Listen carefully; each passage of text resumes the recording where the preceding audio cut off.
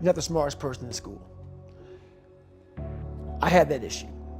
So my big thing was how I addressed that problem was I had to sit down. Each thing that is wrong with you has to be a focal point. You can't look at this gigantic list and say, I gotta change all this shit. My God, this is crazy. No. You take off the first one, I wanna be smarter. For me, that was my thing. I have to become more intelligent. I have such a severe learning disability, man, I can't retain shit. I had to now get that one thing and then strategize in that one problem. How can I do this? I'm not gonna learn like you. I'm not gonna learn like anybody else. How am I gonna figure this out? So I then figured out, okay, where are my strengths here? Where are my weaknesses in learning?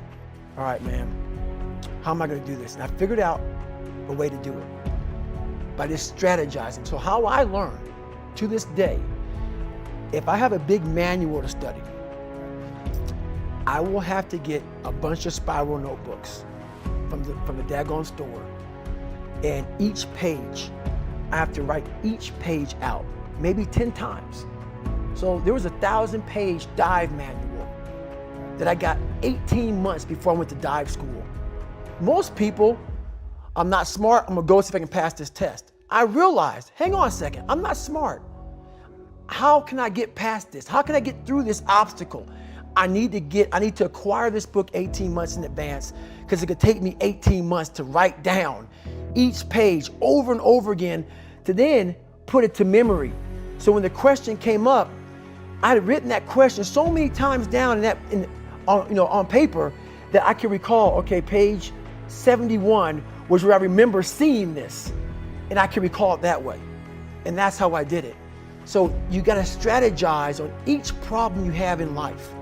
Slowly break down that problem. Don't think about all the problems you have, just one at a time. And before you know it, you fix all these problems, but you cannot focus on all of them. Just on the one thing at a time. There's a concept in your book that it permeates the whole book, and I think really is one of the most important things for people to understand in their own life, certainly to understand you, and it's the notion of the testing mediocrity. Talk to me about that. How did you instill it in your life? How can other people instill it in theirs? It's one of the biggest things in the world. A lot of us, mediocrity is everywhere right now. And we're always trying to find an easy way out. And we're judging ourselves. Let's say there's 10 people in this room and we're all mediocre. But I'm the best of the mediocre people. I now think I'm great. I'm great. We surround ourselves around people that make us feel great. They tell us what we want to hear. The second we put ourselves amongst the uncommon people, we don't like that feeling. That challenging feeling of that person who's waking up at 3:30 in the morning and saying, hey, put your shit on, we're going for a run. We don't like that challenge. We like that person who says, hey, you know what, man, I don't feel good today, man. And they say, oh, it's okay, brother. Take a day off, man, we'll get a pizza and shit, watch the game. We like that. We love that feeling. Why? Because you understand, man, we're good, bro. We don't want that motherfuckers like this. Hey, man, no, bro. Get your fucking shit on, man. Stop being a punk. We don't want that in our lives. We don't want that person who's constantly challenging our weaknesses. We want that person who's constantly, making us feel nice and good and secure in ours. That's the mediocrity of life. We want to be the best amongst the average people. People wonder, how do you stay hungry all the time? Because after I accomplish something, I don't sit back like a lot of guys who graduate buds, graduate this, graduate that. They get comfortable. They wonder why I'm getting weak, man. I don't know, I lost my edge. What's going on? Because once you hit the top of the fucking mountain, guess what happened? I'm good. I'm good, so you wonder why you're falling down now. Because once you reach the top of the mountain, you gotta build a fucking another one. That's mediocrity. There's a lot of people in mediocrity who have a nice resume, but they're one-timers, man. They hit a one-time deal, they busted it open, got a lot of money, but they're good. You're mediocre now, man. What are you fucking doing today, tomorrow, the next fucking day? That's why I'm listening to theorists.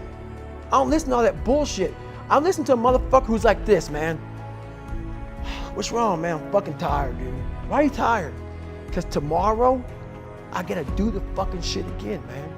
Whatever the shit is that made me fucking nauseous and sick to my stomach, it made me hurt, there's no ending. And that's the person I listen to. That's the person who's gained knowledge. You gain knowledge through suffering.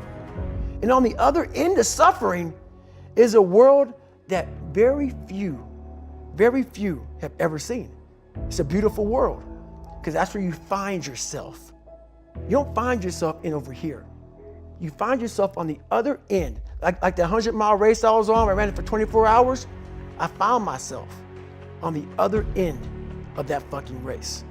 That 19 hours, I found, wow, there's a whole nother fucking world out here that I've never even saw. But the world's in your mind. And that's what all that mediocrity is about. Mediocrity is contagious.